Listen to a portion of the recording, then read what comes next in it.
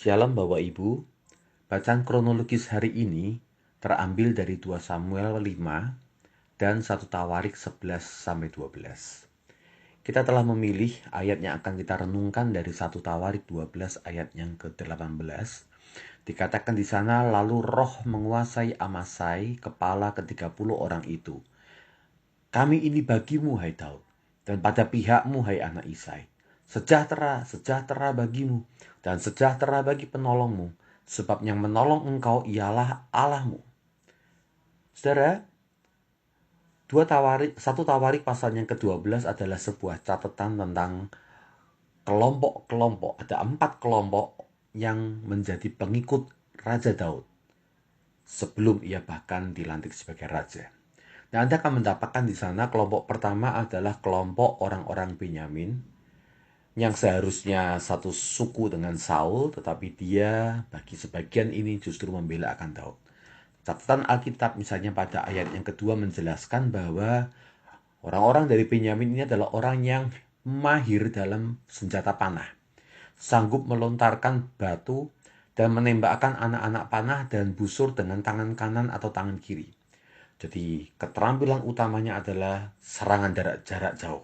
Menggunakan panah, menggunakan batu, tangan kanan, tangan kiri, sama-sama piawainya. Kelompok yang kedua adalah orang-orang Gad. Dikatakan pada ayat yang ke-8, mereka ini adalah pahlawan yang gagah perkasa, orang yang sanggup berperang, pandai menggunakan perisai dan tombak, rupa mereka seperti singa, cepatnya seperti kijang di atas pegunungan. Ayat yang ke-14 digambarkan lebih jauh, satu orang yang paling kecil dari orang-orang Bani Gad ini sanggup melawan 100 orang. Dan yang paling besar sanggup melawan 1.000 orang. Wow. Kelompok kedua ini orang yang jago dalam pertempuran jarak dekat. Mereka bertempur dengan perisai dan tombak, wajahnya garang, mereka bisa mengejar musuh. Mereka orang yang luar biasa sehingga satu orang yang paling kecil bisa mengalahkan 100 orang. Yang besar kalahkan 1.000 orang. Kelompok kedua, jagoan serangan jarak jauh. Kelompok yang keempat adalah kelompok Manasye. Digambarkan pada ayat yang ke-21, mereka ini adalah orang yang membantu Daud melawan gerombolan. Sebab mereka semua adalah pahlawan-pahlawan yang gagah perkasa dan kepala dalam tentara. Ini adalah para ahli strategi.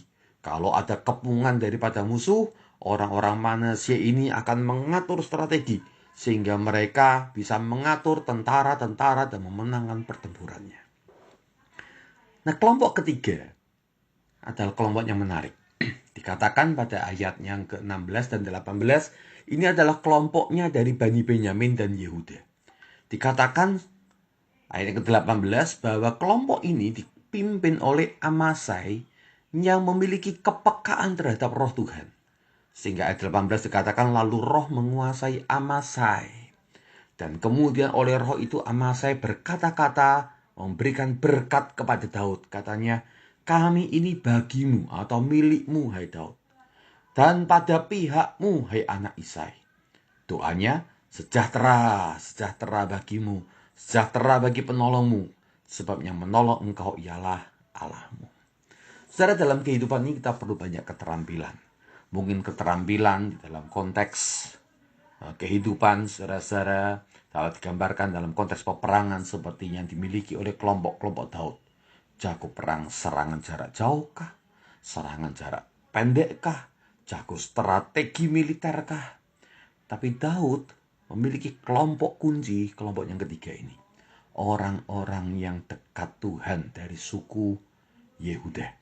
Orang-orang yang mengasihi Tuhan. Orang-orang yang peka terhadap suara Tuhan.